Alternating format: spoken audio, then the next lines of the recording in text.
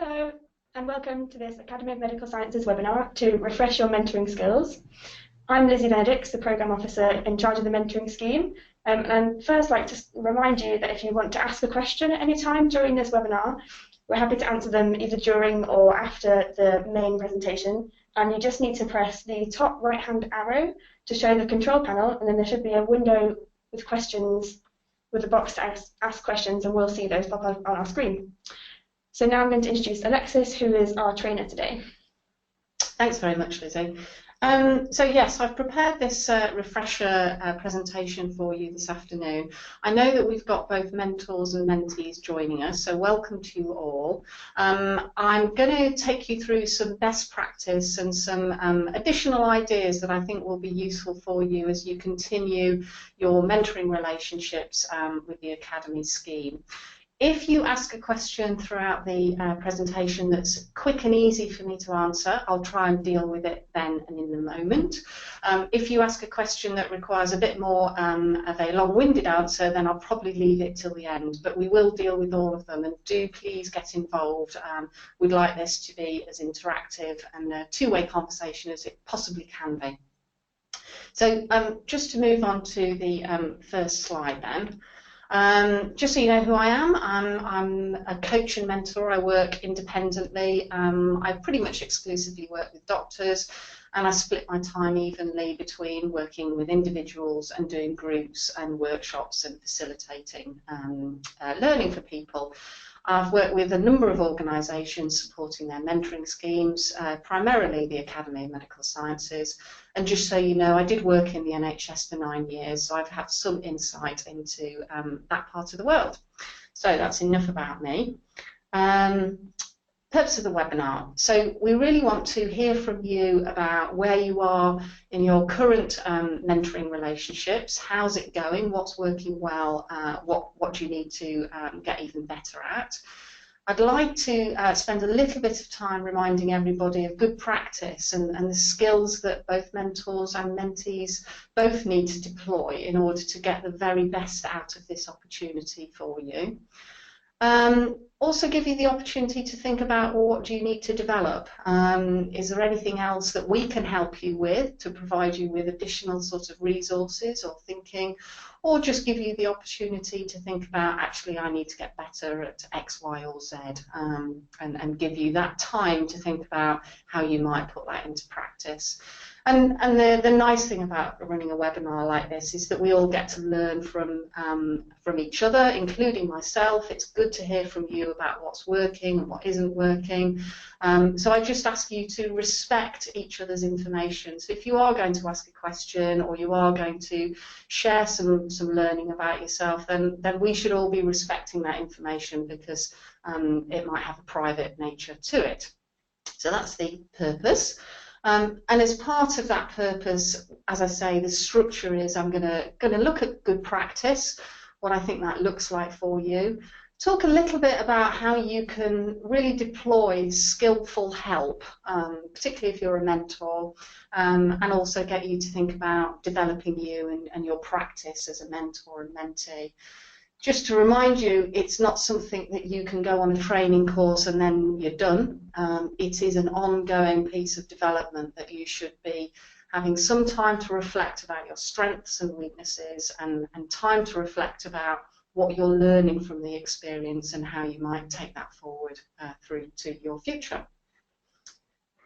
So the most important message, just to remind us all about here, is that developmental mentoring is about getting the best out of people. And what I mean by getting out of them is drawing learning out, helping people discover their own wisdom, their own ideas, making their own decisions, rather than just telling people what to do. This is not a structured model that we're working with here at the Academy. It is a developmental model. And that has lots of benefits associated with it, not least that it's a much more sustainable and transformational way of learning for both the mentor and the mentee. So just to remind us that that's the philosophy and the attitude that underlies mentoring for you as part of this scheme. And just to remind ourselves, how does mentoring work? Excuse me. Well, there are kind of 3 stages here described in this slide. We have exploration, new understanding, and action planning. And just to remind ourselves that exploration, that real deep thinking around our options, our ideas, our vision, our opportunities, is the main thrust of what mentoring should be delivering for you. It should be giving you time to think, and it should be giving you a structure to help you think through your ideas and what your options are, that gives you new understanding. So disproportionately, I would say that exploration box should be much larger than the other 2, because it is the main proportion of activity that should be happening, really. And if that's done well, and you are stimulated, and you are intellectually stretched by that exploration process, then that will lead to new understanding. It will lead to new insights and thoughts and ideas. And that can naturally then lead on to action planning. So what are you going to do? What are your first steps? What might be your barriers? And how committed are you to this?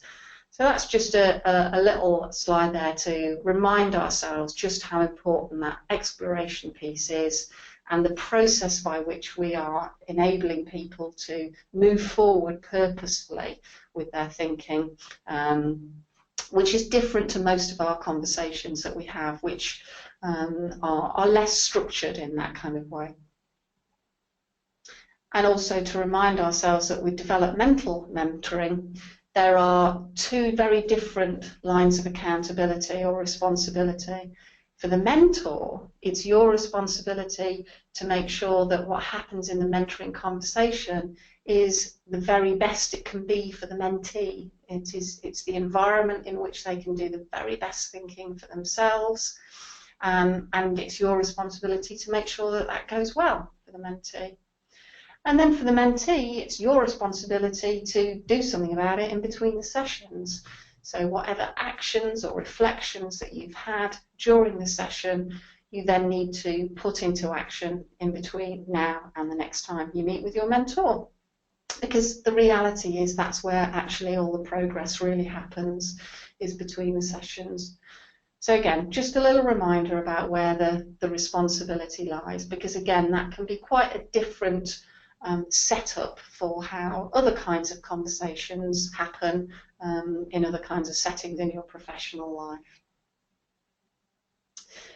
Key ingredients to a session or a meeting. I always use this slide because it's easy to dive straight into the conversation when you get going, particularly if you've been working with somebody for quite a while, and to forget about how important these elements are, really, including rapport. Reinforcing rapport and reminding yourselves, you know, how you like each other, what your common ground is, the bonds that you have is really important, because it reminds us of why we trust each other and why we're able to share our information with each other. And that doesn't matter if you've been working with somebody for 6 or 12 months. I still think it's an important part of the each session that you have with each other. It's also, of course, important to sort out what needs to be discussed. Now, that can be done in advance of the meeting if you're a mentee that's particularly organised and particularly systematic in your thinking, and you'd like to email to your mentor in advance, right, these are the 3 things that I'd like to discuss this time. That's okay. But equally, you might be somebody who wants to explore what needs to be discussed during the session itself. But it does need to be purposeful, and it does need to be sorted out. What are we dealing with in this session? What's the most useful thing that we can be discussing in the next hour we have together, to make sure that we use the time purposefully? Always useful to give a summary of their thinking. So if you're a mentor, do not underestimate the power of reflecting back the thinking to your mentee. You don't have to do anything with that information, but you can just repeat it back to the person, and that can be an incredibly powerful way of your mentee hearing their thinking through the words of somebody else, and that can build new insight, new understanding just in itself, just by summarising back. Testing out what somebody's going to do is really important, and that's when it gets quite sort of tangible in terms of helping people. Right, so what are you going to do? What practically can you do within the next 2 weeks, the next month, the next 2 months, to help them define a way forward? So holding them to account, helping them understand what their next steps are and their actions are. So that's a good way of reminding yourself these are the secret ingredients, if you like, to running a successful mentoring session. So we'd like to hear from you on this next slide. We'd like to do a little bit of a poll, and we've got 5 questions for you to vote on. And we'd like to hear about what do you enjoy about mentoring, and that's it's designed really from a mentor's point of view, but have a go if you're a mentee as well. So what we'd like to give you the opportunity to think about, is it because you like supporting another person and it's independent of your normal working relationship? Do you like the fact that you, as a mentor, don't have to fix the problem? It's not something you're responsible for. Do you like the fact that you're working with somebody else's agenda and you really enjoy that aspect of the relationship? Do you like enjoying learning things about yourself? Is that something that is a really important part of your own development, that you learn about your own career by helping somebody else? Or actually, is it just the mere act of taking time out of your own agenda, being transported to somebody else's world, and just dealing with some other kind of information? So we've got quite a few votes coming in now. Just give it a few more minutes for everybody to think that through. And just one more minute just to make sure that we've got everybody's votes coming through. Okay, thank you very much. So it looks like for the mentees, we have 70% of those of you who voted as you like enjoying supporting another person, and that's independently of your normal working arrangements. So yeah, that's the top vote there. And then second, we've got learning things about myself. And I completely agree with that. As a coach and mentor myself, that's something that is an incredibly important part of being a coach and mentor, is that your own personal insight is advanced through the process. And then we've got the next 2 votes is not having to fix the problem myself and taking time out of my own agenda are also really important. So that's good. Thank you very much for taking part in that vote. And that's actually helpful to us because it helps us understand what you're getting out of it and how we can encourage other people to join the scheme and what they might get out of it as mentors. So here's some reminders, some top tips for providing great mentoring. Listening brilliantly is a key part of providing mentoring really, really well. And if you've attended the training sessions that I've been running for the Academy over the last year, you'll know that I run an active listening exercise as part of those workshops to remind ourselves what really good listening looks like. It is the most important tool in your toolbox, and it can't be underestimated enough, really, because in our pressurized, busy work lives, it's often really difficult to have the time to just sit down and listen and receive information and seek to understand what other people around us are going through. So it is a crucial part of the whole process. And as people tell me all the time, you know, when they start to listen brilliantly as part of mentoring relationships, then it's transferable and it transforms other parts of their working lives too. So that's always good to hear. But another part of all of this is asking really insightful questions. Questions that are opening up and seeking to understand what people are thinking and feeling about their particular context or their future ideas about their career.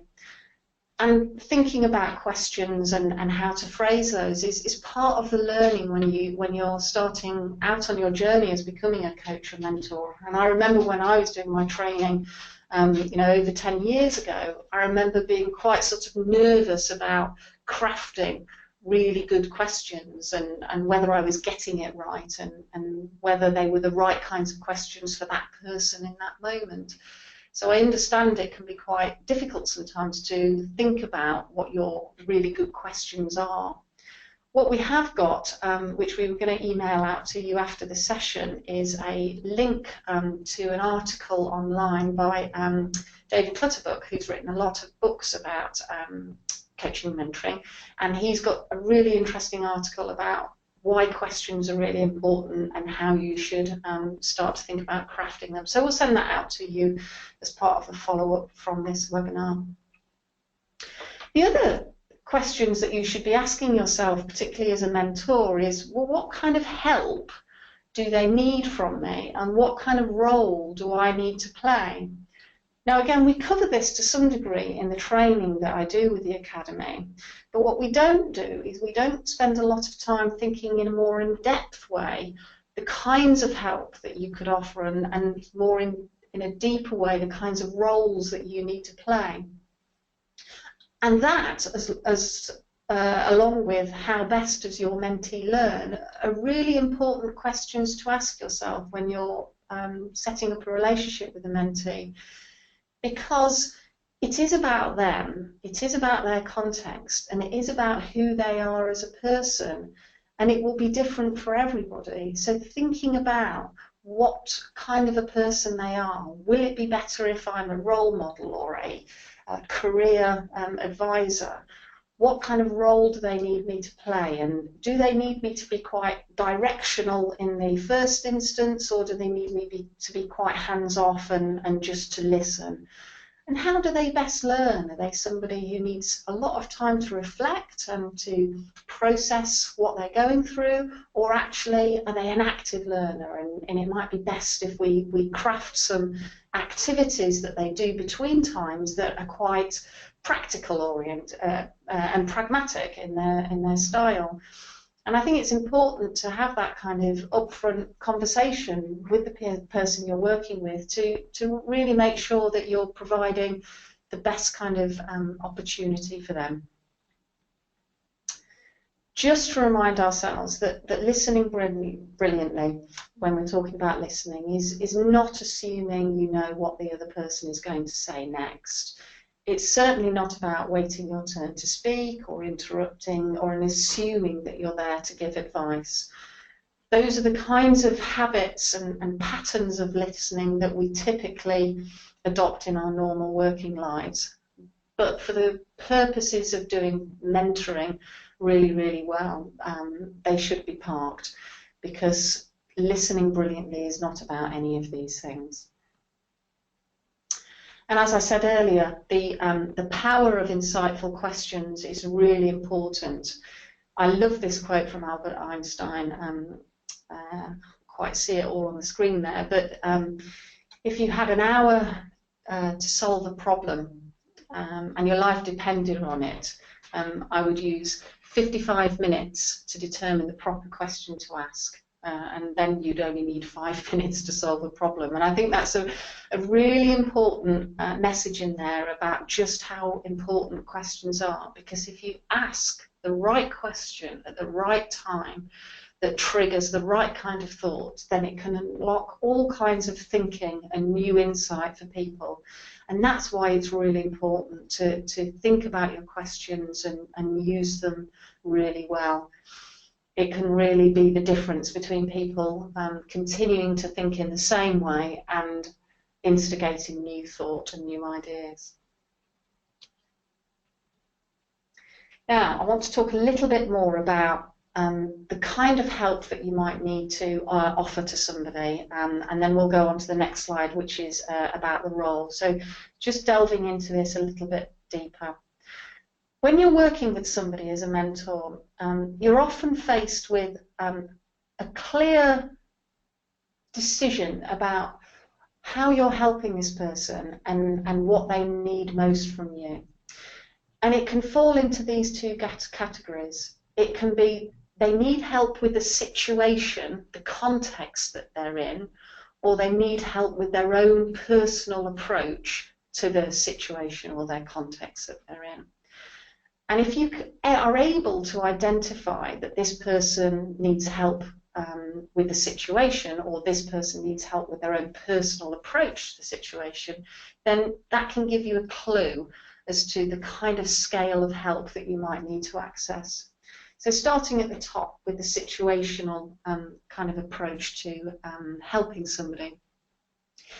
It can be hands-off and it can be quite sort of guided in terms of how people are organising themselves with the situation, with a particular career move or an application they're putting in, or actually you might need to be quite directional in giving them quite clear information and instructions and advice or guidance.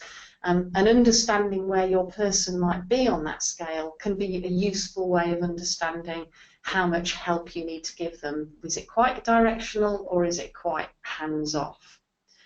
And then equally with the personal approach to how you're helping somebody, then do I need to support them from a personal point of view because they're finding a particular relationship at work quite challenging at the moment? Or do I need to challenge them on, for example, their time management skills, and I need to act as a safe challenger that can really hold them to account about when they get things done and how they get things done. So I think this can be a useful model to have in your mind's eye sometimes when you're thinking about what kind of help does this person need from me, and does it fit into these two categories? And of course, because human beings are human beings, it's probably both, and it's probably tangled, and what can happen in conversations is that at times you're using the top scale and at other times you're using the bottom scale. But it's a useful model to reflect on sometimes. And then the next one, the role of the mentor, is another useful way of understanding just how much pull or push you might need to be giving someone when you're helping them develop their knowledge. And so right at the bottom, if we are thinking about a more structured model of mentoring or a more teaching approach to helping somebody gain more knowledge, then we're quite clearly pushing somebody through to a solution, and we're telling, we're instructing, we're giving advice, we're making suggestions, etc. There's nothing wrong with that, and it can have its place in a mentoring relationship. But certainly what we're aiming for with the development mentoring scheme here that we have is to be largely at the other end of the arrow, where we're helping draw out the learning and we're helping somebody pull through their knowledge by listening to understand, reflecting, paraphrasing back, summarising, and asking questions to raise awareness. So again, it's a useful little diagram to help you understand what you might need to be doing at different times in the relationship. And sometimes at the beginning of a mentoring relationship, it can start off at the bottom end of the arrow when you're getting to know somebody and you're perhaps helping them tick off a few must-dos that they need some definite advice and guidance on. But very quickly, I would argue that you need to be moving to the other end of the arrow to really help draw out learning and help people become independent with their thinking around how they want to advance their ideas and their careers.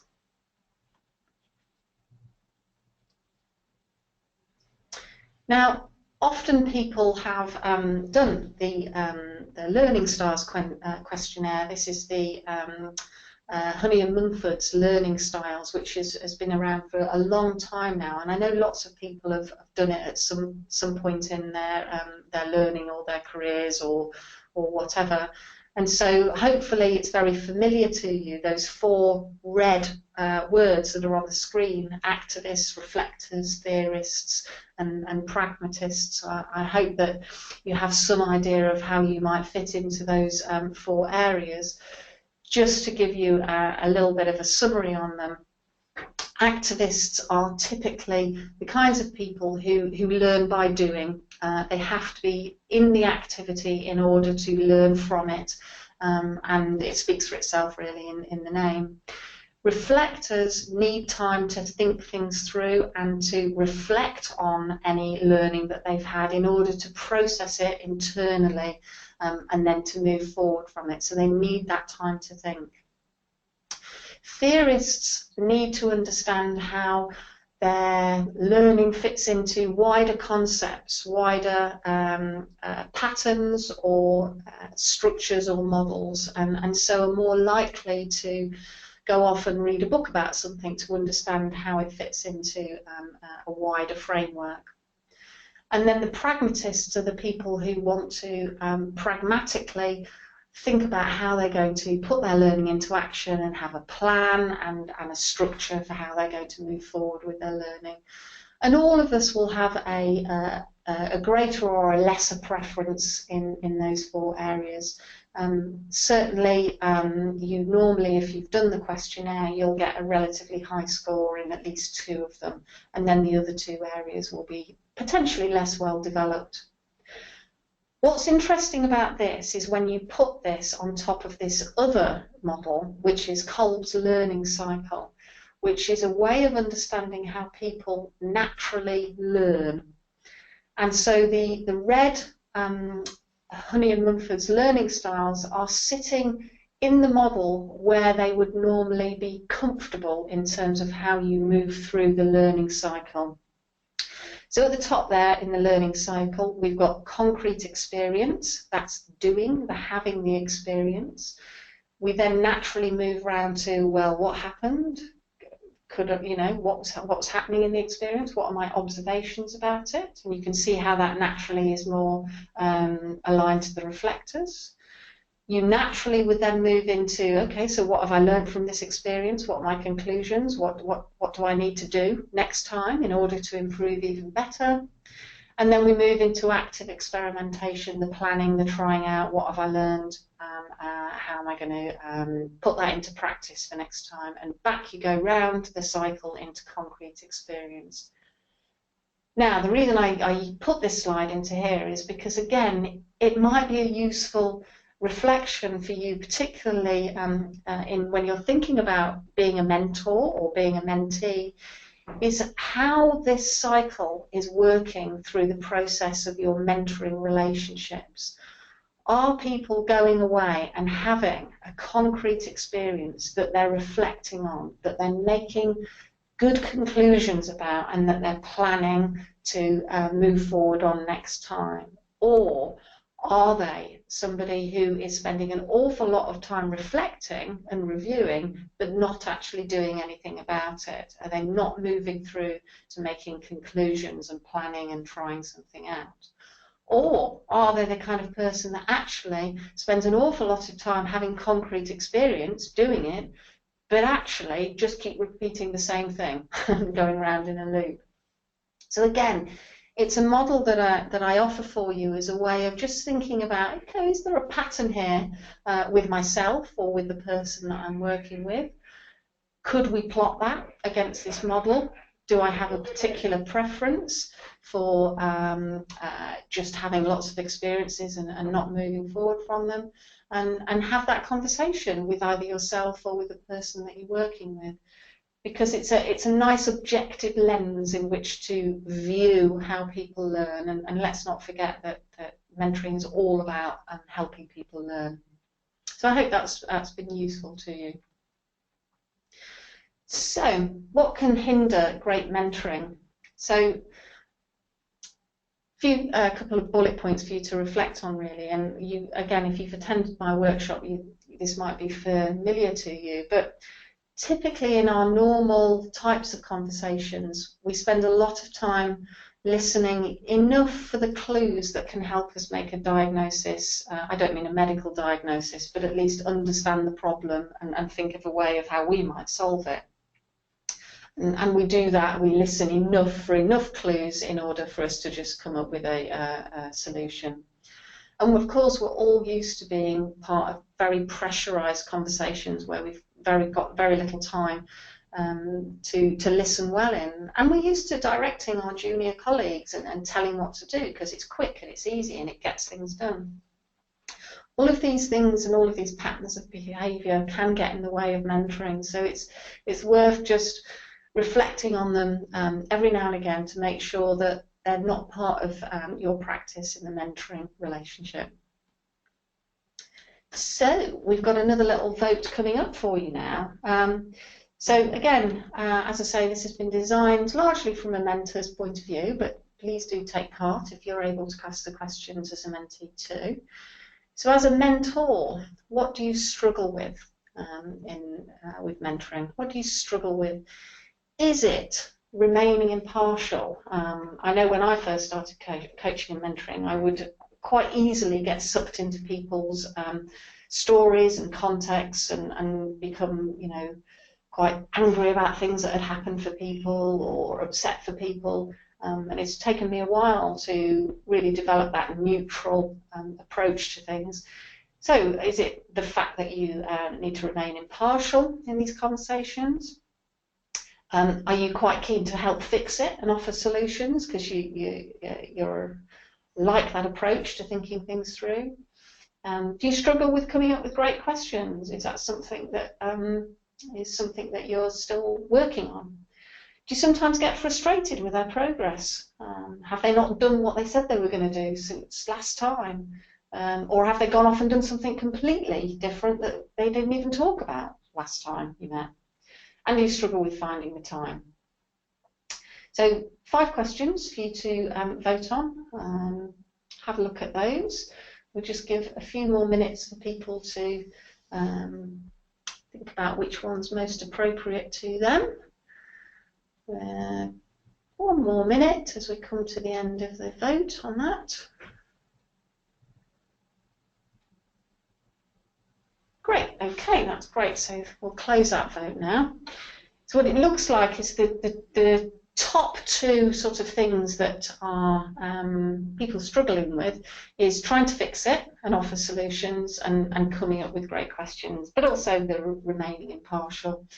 So that's interesting to hear from your perspective because I'd like to help people with that, and I might incorporate that much more thoroughly in the training actually as a way of helping people think about how they remain impartial, how they avoid trying to fix things and coming up with some great questions, because it is a big part of being a great mentor.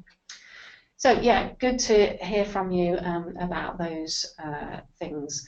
So I'd also like to share with you, this is another David Clutterbuck actually slide.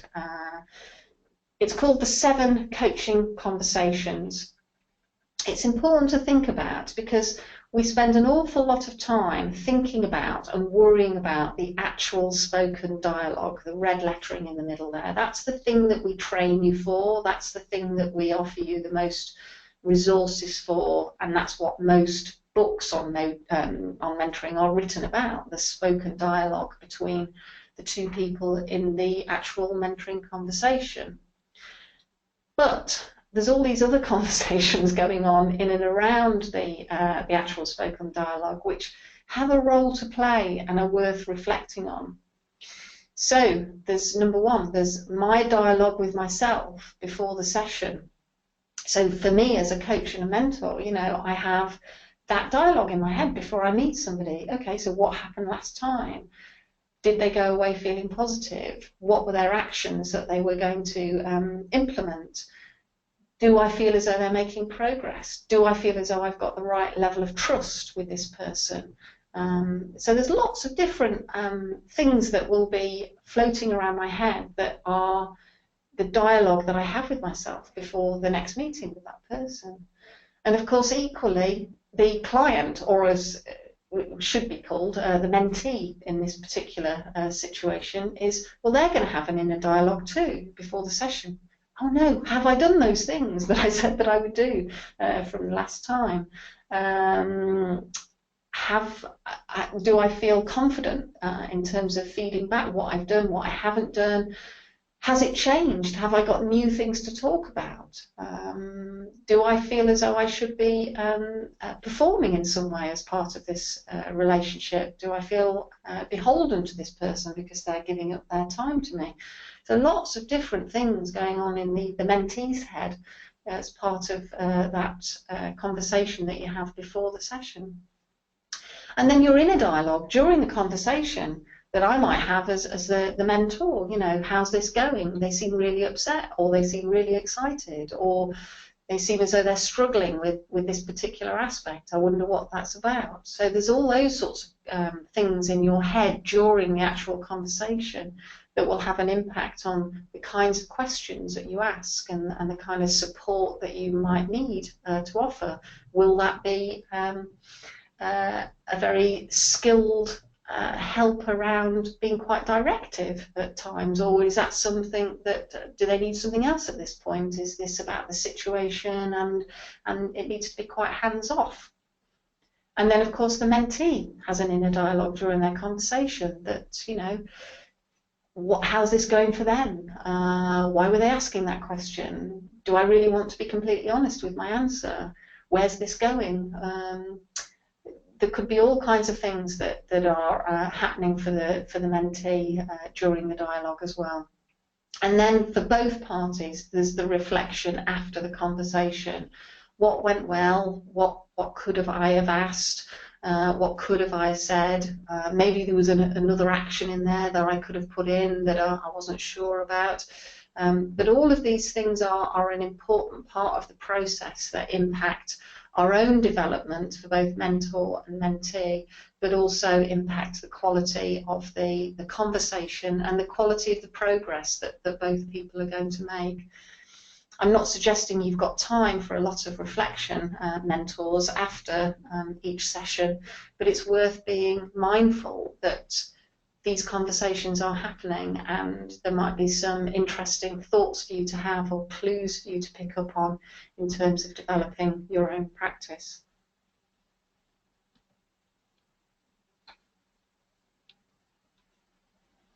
A couple of slides for you now about what I think are effective and ineffective behaviours with regards to being a great mentor.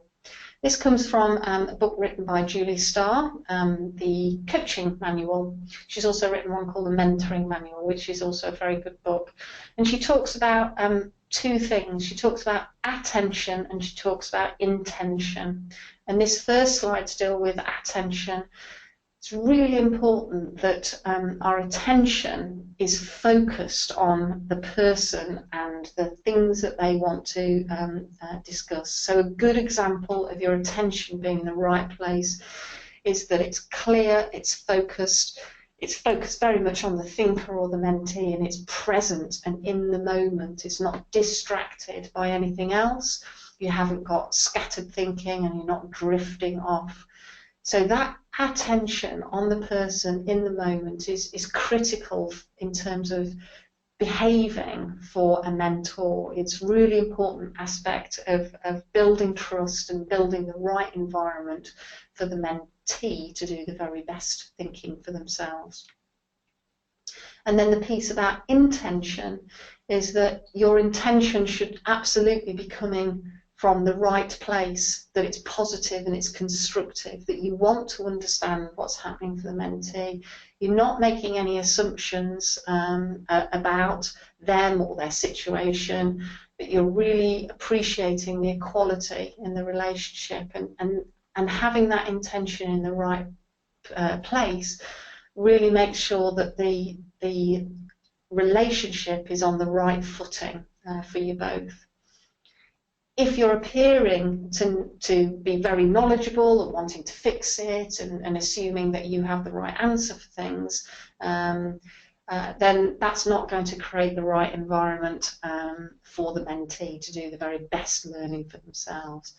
So two things for you to consider around attention. Where's my attention with this person, and where's my intention coming from in how I help this person? And then finally, on this whole best practice piece really is goal setting. People really do need to have a purpose for the mentoring. And that might be very obvious and clear for some people around their next career moves and their PhD and where they go next in terms of jobs, etc. Or it might be a bit more ambiguous and a bit more personal, to do with work-life balance or managing relationships in the workplace. But having a goal is a crucial part of the purpose of the relationship. And so the next slide gives us a feeling for how you might structure your conversation in order for it to be goal focused. And here at the Academy we use something called the Oscar structure, and I believe there's a handout on the website which gives a bit more detail about this. So just to briefly talk you through this, but you need more time to reflect on this in a bit more in depth yourselves really. But we've got 5 stages here. And what the model suggests that we do is that we work through these stages in order to have a structure to help people come up with some conclusions about where they want to be and what their goal might look like and how they're going to achieve that goal. And so the first stage, the outcome, your destination as the mentee, is, that can be generated by the mentor by asking questions like, what do you want to achieve? How will you know when you've achieved it? Describe what success looks like. Where do you want to be in 5 years' time? Do you still want to be doing this? Really imagining the future and imagining what success will look like. And that projects people into the future and gives them the potential to look into the future and really think about where they want to be. But then at stage 2, we need to move on and say, well, where are you now? So your starting point is here, where we are now. What does the current situation look like, and what are the factors contributing to your current context? And what are you doing that might be contributing to the situation in terms of realizing your destination in stage 1? So that's about exploring the here and now and understanding how that might play into you moving forward to seek out your destination. The third stage is your choices and your consequences. So that's about, okay, well, what could you do to sort this out or get to your destination? What are the options? What are the opportunities? What are the pros, the cons? What are the consequences if you're not doing it, of doing it? What are the repercussions? Who will it impact? All those kinds of questions that help you really explore the parameters around your current situation and where you want to go with your destination. And then that moves us into stage 4 and actions and moving into a detailed plan. So, okay, we know where you want to be then. We know where you are now and what the pros and cons are and what your consequences are. So what will you do next and when and how committed or motivated are you to this kind of plan and moving forward? And that's a really important part of the stage, because you want to really test out how committed somebody is to the plan that they've started to craft for themselves. And then stage 5, the reviewing and making sure that you're on track and monitoring that progress and reviewing and reflecting and making sure that you can measure some outcomes by it. So I think that's a useful structure to think about sometimes, particularly if you like having a detailed route map and a nice process to follow. It can sometimes be a useful way of organising your thinking and getting going on creating some questions that help people really explore what their goal is and what the stages are in order to achieve that goal. And as I say, there's a nice little download on the Academy website that gives some extra details about the Oscar structure.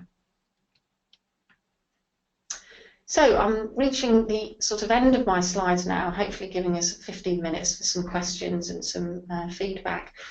But here's my sort of critical slide really, is that Having said all of that about, you know, skills, help and best practice and creating the right environment and thinking about a model for creating a goal with people, I really do think it's important to keep this simple and be pragmatic about it, because I do think success comes most surely from doing things really simply and consistently, but that doesn't mean it's necessarily easy. I also think it's really important to agree what you're going to talk about and what the goal is. Of course, it's important to make sure you meet, and that could be via Skype or telephone, but do make sure that you meet, and do stick to the basic process, the good practice that we promote as part of our scheme here. Favourite quote of mine by Jung, which is, learn your theories as well as you can, but put these aside when you touch the miracle of the living soul. Not theories, but your creative individuality alone must decide. Because when you're sat there with another human being and you're doing your very best to help them do the very best thinking for themselves, then actually you as a human being and your human instincts are much more important than all the training and all the models that you could possibly access. They're much more important. So here we are, we've got 15 minutes left, and we've got the opportunity to really hear from you now. I'd love to hear any questions that you have about any of the slides that I've presented for you here this afternoon, but equally I'd love to hear of any kind of troubleshooting questions or things that you'd like to share with us that are of interest to you and you'd like to ask for my help, or equally Liz's help here in terms of just pragmatic things to do with the actual scheme. So please do fire away with any questions for us now. So we've got a question from Salwa. I'm a mentee on the scheme and would really like to support my junior colleagues as I am supported. Can I do this? Okay, that's a great question. Thanks ever so much for that. So I think what's great about mentoring and being a mentee is that the ripple effects and the possibilities for deploying these skills and deploying this learning go far beyond the boundaries of the academy scheme. So if you've got the opportunity to work with some junior colleagues in your organisation, if that's a university, then absolutely go for it. There may well be a mentoring scheme as part of the organisation that you work for. If it's a university, it might have Athena Swan, so therefore there may well be an internal mentoring scheme. And I would absolutely recommend you to take part in that, because you learn just as much about being a mentee as by being a mentor. So, you know, the opportunity for you to keep learning by mentoring people who are junior to you is great. I would highly recommend it. Thank you for that question. An observation from Andrew. I worry as a mentor that my career or life has changed since I was at the same career stage as my mentee. Okay, yeah, and that's interesting, because of course in the workplace we've got at least 3 generations at the moment. We've still got some baby boomers, we've got my generation, Generation X, and we've got Generation Y and millennials as well. So there's a lot of people in the workplace who've got quite different experiences and quite different aspirations and visions about how they want to fulfill themselves in their life.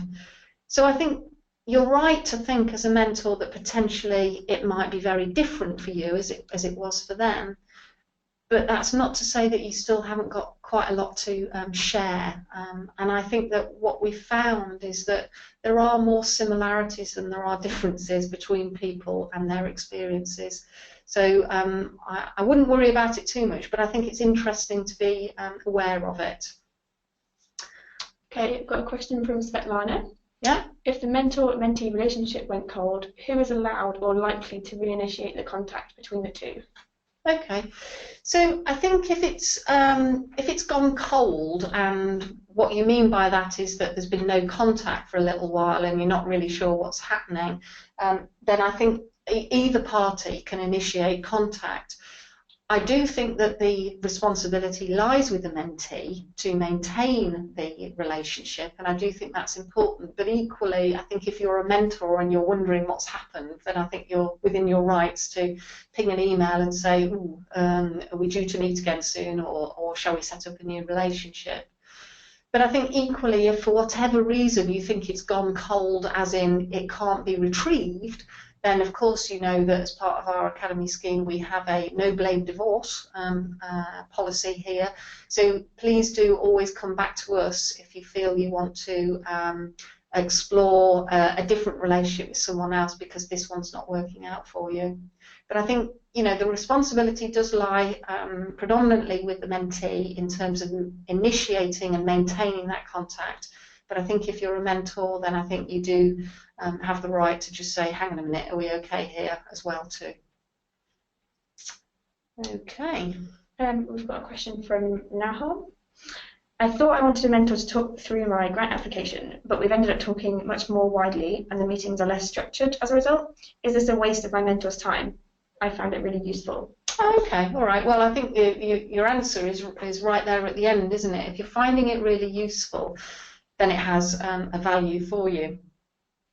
I think people can develop their relationships with their mentor over time, and they can also develop their thinking about what they want from mentoring over time. So it might start out that you have a very transactional and specific goal when you first start getting mentoring for somebody, and it might be about, as you say, a grant application. But as time moves on and trust builds and you become more open in your thinking, then yes, it's likely that you will explore other topics to do with, say, for example, confidence levels or time management skills. And I think that's just as important to explore those things too. The only thing I would say in response to your question is that if it's becoming very unstructured, then you might need to pull that back in, or at least have a conversation with your mentor to make sure that you'll still have a purpose, a goal, and a structure for what you're working on. It's okay to go off-piste, but I think it's important to come back onto the purpose at some point to check in with what you're working on together, because I think it should have a purpose and it should have a direction of travel. I hope that answers your question. Okay. So, I can't see anybody else putting their little hands up or asking any questions. So we've probably reached the end of our time now. Just give a couple more minutes. Any more questions? Any more hands up? Okay, well look, thanks ever so much for joining us this afternoon. It's been a pleasure to share some of these slides with you. Please do email us afterwards if you've got any further questions or you'd like any further access to any other resources that you'd like a bit more information on. We're more than happy to provide that for you. But I'll hand back to Lizzie now. Well, thanks very much, Alexis, for running a great session, and thank you all for attending. This will be online after the recording has gone out, so that you can watch it again if you want to, or recommend it to anyone else. And I wish you best of luck with your mentoring relationships.